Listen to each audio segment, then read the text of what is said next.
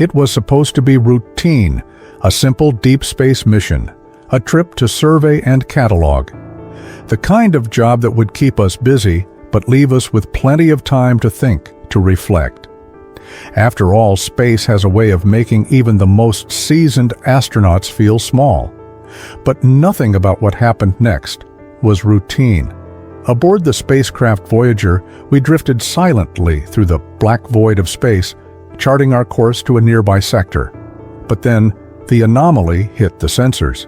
At first, we thought it was a glitch, a false signal, something we could brush off and move past. But when Captain Henry, a veteran of countless missions, stared at the blinking readout on the console, his expression shifted. "That's not right," he murmured under his breath, his finger tapping the screen. "Check that again, Maria." Maria, our linguist and communications officer, leaned over his shoulder. Her fingers hovered over the console, then quickly translated the Cyrillic characters that filled the screen. Her voice was steady, but the unease in her eyes betrayed the calm front she was trying to put on. "Soviet. It's an old Soviet station, something called Sputnik 7 inches. The name hung in the air like a ghost, one we hadn't expected to find. Sputnik 7, the name itself sounded wrong, too old, too abandoned. It had been lost in the annals of time, one of those forgotten pieces of history that no one talks about anymore. Until now." Captain Henry's gaze hardened. "We need to check this out. There's no way we're passing by something like this without taking a closer look." We all agreed without hesitation. We had no idea what we were walking into. The Voyager slowly altered course, drifting toward the station. As we approached, the view from the observation deck was unsettling. There it was, floating in the silence of space, an eerie silhouette against the backdrop of the stars. Sputnik 7. Once a proud symbol of Soviet ambition, now a ghostly relic, abandoned and forgotten. Its hull was dented, scarred by decades of neglect, and its once bright exterior was muted by the cruel effects of time. "Docking in 10 minutes, Captain Henry announced, his voice devoid of the usual bravado. There was something about this place that made all of us, uneasy. "Prepare for boarding," he continued. "Everyone suit up. This is no longer a simple survey mission." Inside the airlock, we suited up. The hiss of the seals locking into place echoed through the ship's quiet halls. Each of us was lost in our own thoughts, the weight of the unknown pressing down on us. We had no idea what we'd find, but I had the nagging feeling that we weren't about to uncover something that would leave us feeling better about our mission. As we boarded the station, the airlock hissed open, releasing a stale breath of atmosphere. It was a time capsule. That's the only way I can describe it. Every corner, every hallway, every room was frozen in time. Old papers littered the ground, half-dried coffee cups still sat on work desks, and faded posters clung to the walls with the same old propaganda slogans. It was as if the crew had left in a hurry or never left at all. I stepped into the command center, the heavy boots of my spacesuit clanging against the metal floor. There in the center of the room was a logbook. The pages were yellowed with age, brittle at the edges. My heart pounded as I flipped through the entries, each one mundane, until the last. The last entry stopped abruptly, as though the writer had been interrupted. "The door is locked," it read. "It's coming." I let the book fall to the floor, my breath quickening. "Where is everyone?" I asked aloud. I didn't expect an answer. No one had any.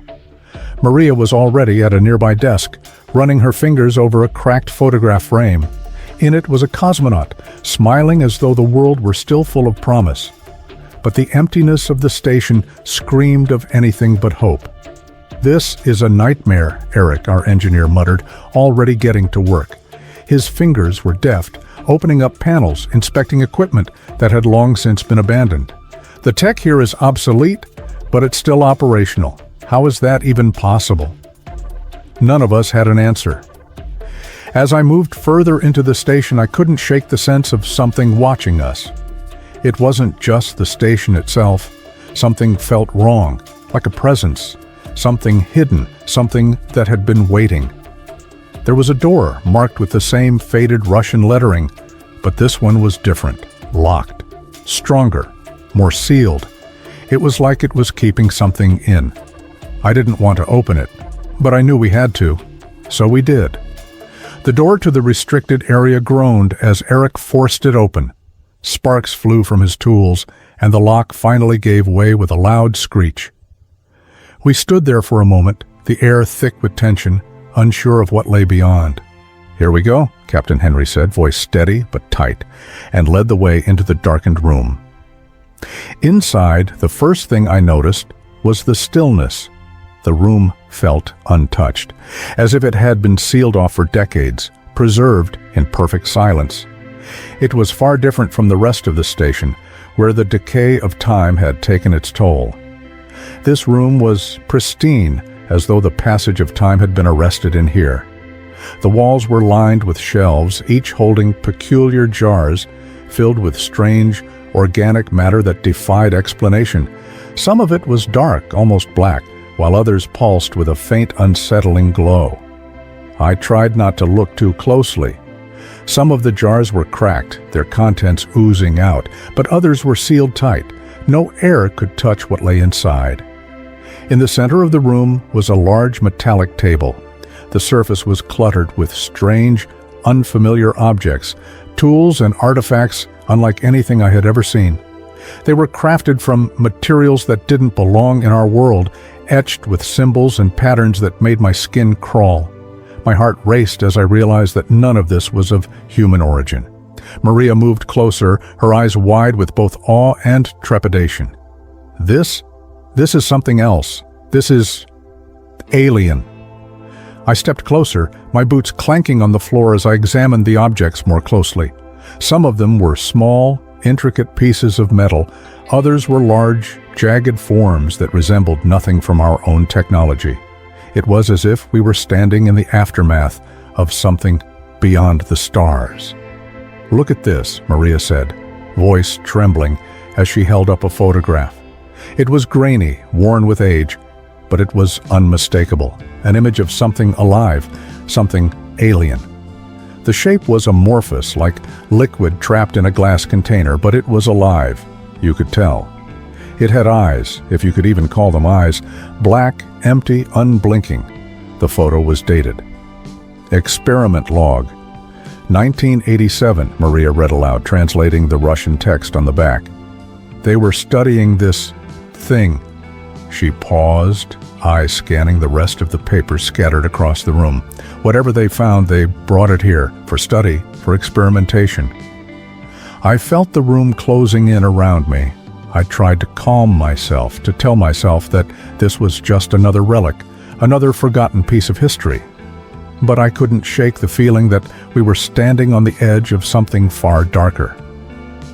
Captain Henry was quiet for a moment, but when he spoke, his voice was low and serious. "What kind of experiments?" he asked, his gaze fixed on the photograph. "What was this thing they were studying?" "I don't know," Maria replied, holding up another piece of paper, one covered in hastily written notes. These are incomplete. But it seems like they were trying to understand its biology, its behavior. And then the logs start to change. The later entries are full of panic. They stopped writing in full sentences. Some entries are almost illegible. I glanced at the documents, my mind racing. What happened to them? Where did they go? "We'll find out," Henry said, determination in his voice. "We need to keep looking. Whatever's going on here, we have to understand it. We have to know what they were dealing with." Maria's fingers trembled as she sifted through the papers, translating as fast as she could. "These entries, they mention a door that shouldn't have been opened." She swallowed hard. "And this one." She paused, as if reluctant to continue, but then her voice dropped to a whisper. "It's too late. We've let it out. It's here. It's watching us." A chill ran down my spine. The room suddenly felt colder. The air seemed to thicken, like the station itself was holding its breath, waiting for something.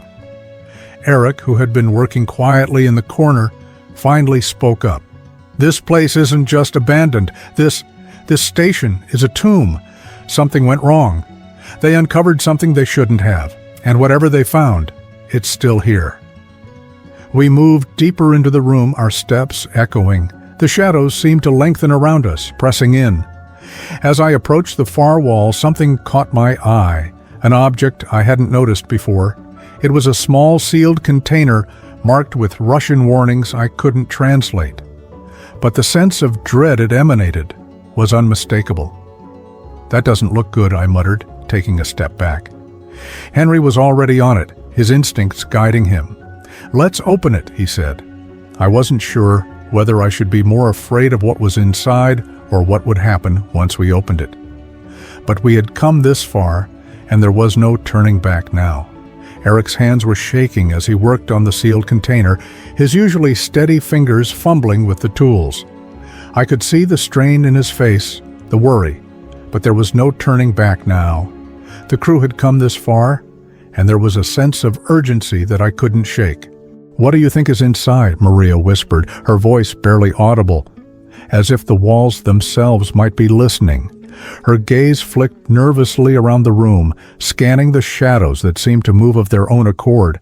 I could feel it too, the oppressive weight of something unseen, something that had been here long before we ever set foot on this forsaken station. "I don't know," I muttered, my eyes fixed on the container. "But I don't think we're ready for it." The container was small, roughly the size of a human torso, but it pulsed with an almost imperceptible energy, as though something alive was trapped inside. The Russian warnings that covered it were like a bad omen, and the more I stared at it, the more I felt something clawing at my mind. We should have left it sealed. Eric finally got the container open with a sharp hiss, the seal breaking with a quiet pop. For a moment, there was only silence. And then, the air seemed to change. A foul, rancid smell hit us like a wave, sharp and overpowering, as if something had died in that container long ago and was now being resurrected.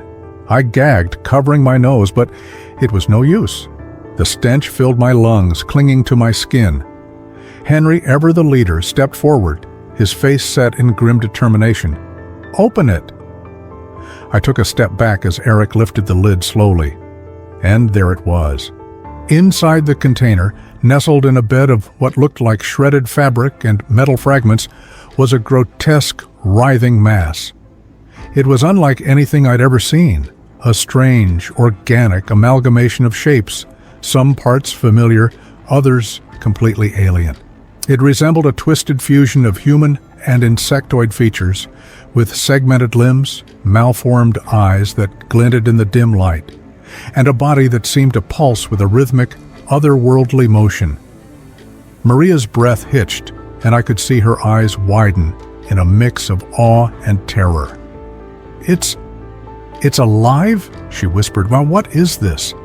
I couldn't answer. My mind was already reeling, trying to make sense of the unholy thing before us. But there was no time for explanations. Something felt wrong, more wrong than anything I had ever felt in my life. A primal instinct screamed in the back of my mind to turn and run, to flee this place, but my feet were frozen. Then, without warning, the mass stirred. It wasn't a gradual movement. It was sudden, violent, like a creature waking from a deep slumber. The thing, if you could call it that, twisted, its segmented body convulsing, as if it was trying to break free of its prison. For a split second, I thought I saw something move in the shadows behind it, something larger, more substantial. But when I blinked, it was gone. I barely had time to register this before the mass lurched upward, breaking free from the container with an unnatural speed. Eric shouted, backing away quickly, but it was too late. The creature was already moving toward him, its grotesque limbs stretching unnaturally long, like they were made of rubber. "Get back!" Henry shouted, pulling Eric out of the way as the creature reached for him with one of its elongated limbs.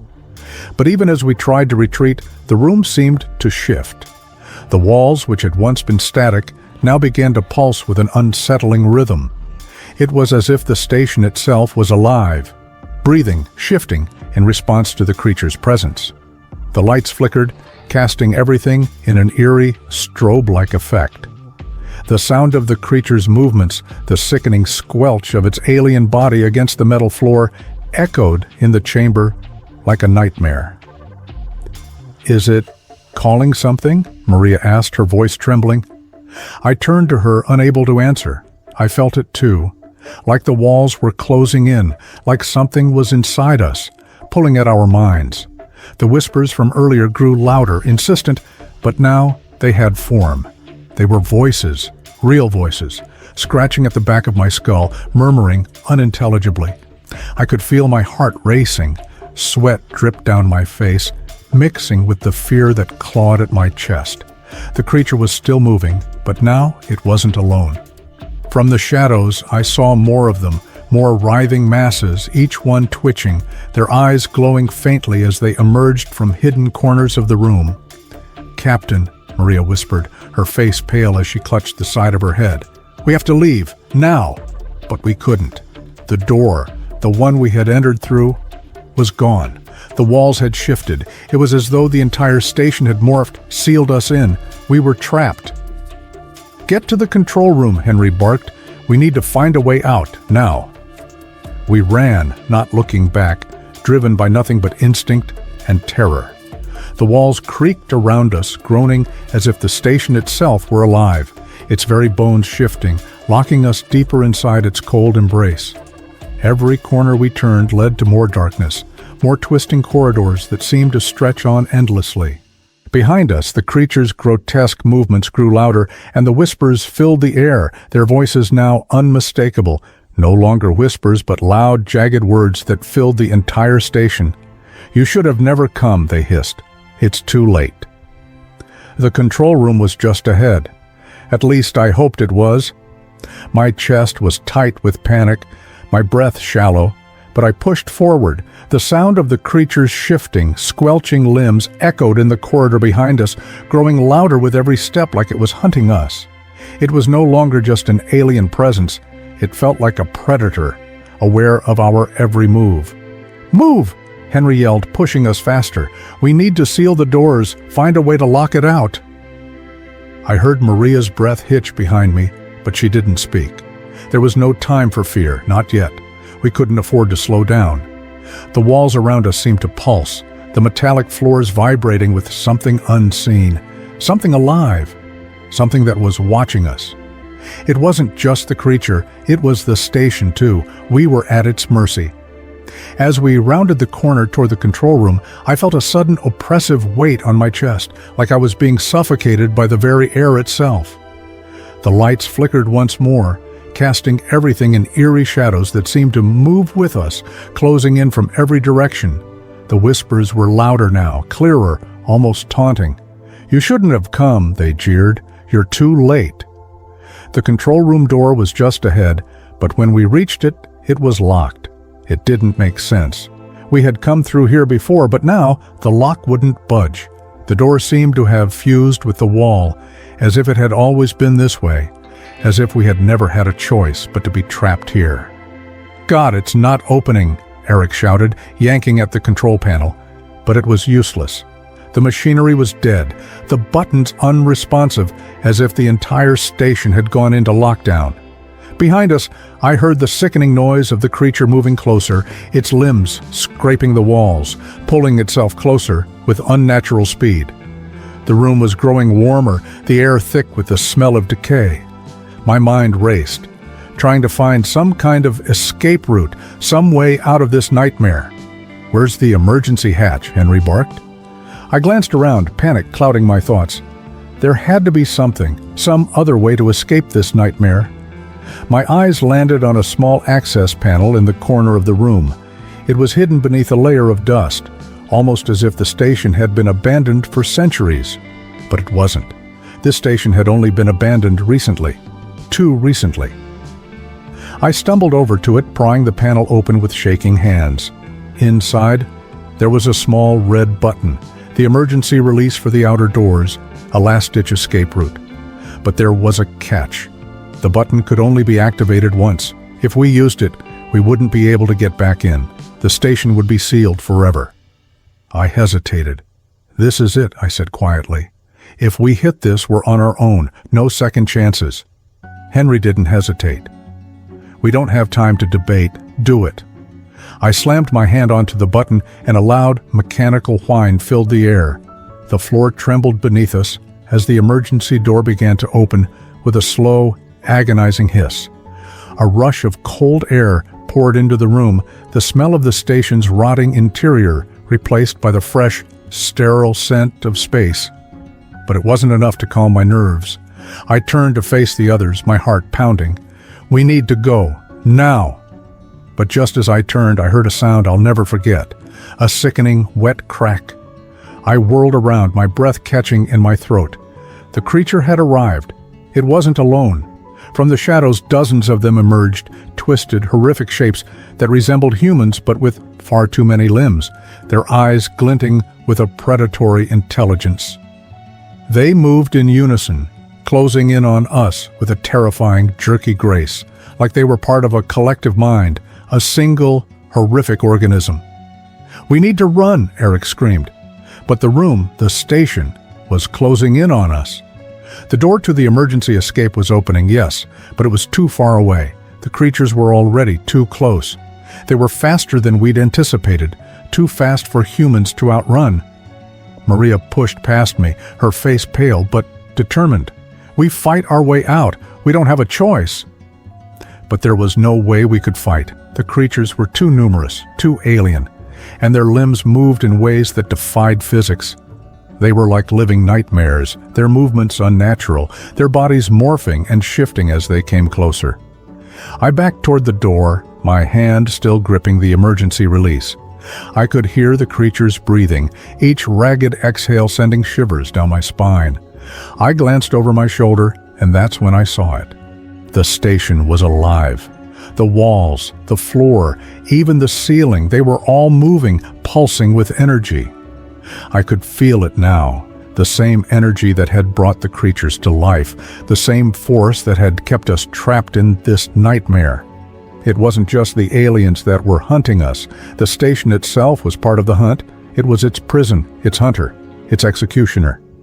With a final scream, the creatures surged forward and everything went black. The darkness swallowed us whole. I couldn't see anything, couldn't hear anything, couldn't even feel the cold metal floor beneath me. I was floating in some kind of limbo, my body numb and weightless, lost in a vast void. Am I dead? The thought crossed my mind, but something told me this wasn't the end. It wasn't supposed to be like this. We were supposed to survive, to escape, to bring something back to Earth to warn them. But that dream felt distant, unreal, like it belonged to another life, another crew. And then, light. A flash, sharp and blinding, forced its way through the darkness, and I gasped for air, my lungs seizing, struggling to breathe. I was alive. The control room. We were back in the control room, but the station wasn't the same. The walls were covered in something alive. Tendrils like veins pulsed beneath the surface, throbbing with sickening rhythm. The air was thick, heavy with a presence, a power that felt too ancient to comprehend. The creature, or creatures I should say, were still here, their grotesque forms crouched in the corners, watching us. We hadn't escaped. We hadn't gone anywhere. But somehow, everything had changed. Maria's voice broke through the disorienting silence. "What the hell is happening? Why are we still here?" I looked around, trying to make sense of the chaos. Henry and Eric were there, but they were different. Their eyes were wide with terror, but there was something else in their expressions. A knowing, a sickness. "They're infected," I whispered, a cold chill creeping up my spine. The thought took root in my mind, spreading like a virus. The station? It's spreading itself through us. Henry gripped his head, stumbling backward. "It's in our heads, it's in our minds, it's taking us over." I could see it now, the subtle signs of infection. Their pupils had shifted, blackening, until there was no white left, just endless voids. Their skin was pale, almost translucent, as if their bodies were no longer fully theirs, and their movements jerky, mechanical, like marionettes being controlled by unseen hands. But the worst part? I could feel it too, the pull, the connection, the whispers in my own mind, growing louder and more insistent with each passing second.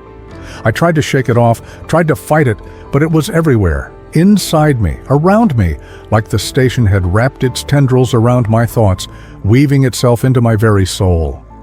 "You're not alone," a voice whispered inside my head, thick and slithering. "We are one. We are the collective. We are eternal." The words felt like they were carving themselves into my consciousness, branding me with a truth I couldn't deny. I turned to Maria. "We need to get out of here. Now." Her eyes locked onto mine, but they were no longer the same. She wasn't Maria anymore. The thing that wore her face smiled at me, its lips stretching unnaturally wide. "You don't understand," it said, her voice distorted and layered with something else, something inhuman. "You're already part of it. There's no escaping. The station has claimed you, just like the others." I stumbled backward, a cold sweat breaking out across my skin. The creature, the alien presence, had already begun to weave itself into us. It was in our minds, in our bodies, pulling us deeper into its web. "Why are we still alive?" Eric's voice rasped from behind me, barely a whisper. "We should have been dead by now." I turned to him, but I didn't recognize him anymore. His face was a mask, stretched too thin over a skull. His eyes were black, void of all humanity, just like Henry's and Maria's. "Because we're part of it now," I muttered, the truth settling in like a stone in my chest. "We're part of the station's experiment." The thought hit me like a tidal wave. This wasn't just a random alien life form. It wasn't just an accident or a hostile entity. This station had been designed for this. It had been built to merge, to evolve, to consume. And we had been its prey all along. The realization was suffocating, and I could feel it, feel the presence of the station's consciousness trying to push through the cracks of my own mind, breaking down the barriers between what was real and what was part of its alien design. The memories of the past crew, their screams, their final moments, flashed through my mind like they were my own. I could hear them, feel them, becoming part of me. I stumbled forward, fighting against the pull. "No," I whispered, gripping the console for support. I won't become like them." But I could already feel the changes starting. The station was inside me now, its influence weaving itself into my very thoughts. I was already part of it, just like the others. And then, in that final moment, as the station's control over me grew stronger, I understood the terrible truth. We weren't just its victims. We were its vessels. The station wasn't just alive, it was an entity, and it was using us, our bodies, our minds, as part of its expansion. As I felt the last shreds of my humanity slip away, I realized with horror that I wasn't trying to escape anymore. I was becoming part of the very thing I had feared. And as my vision blurred, the last thing I saw was the station's mainframe coming to life. Its glowing core flashing with an unearthly light, its power surging as it prepared to spread. The experiment had only just begun.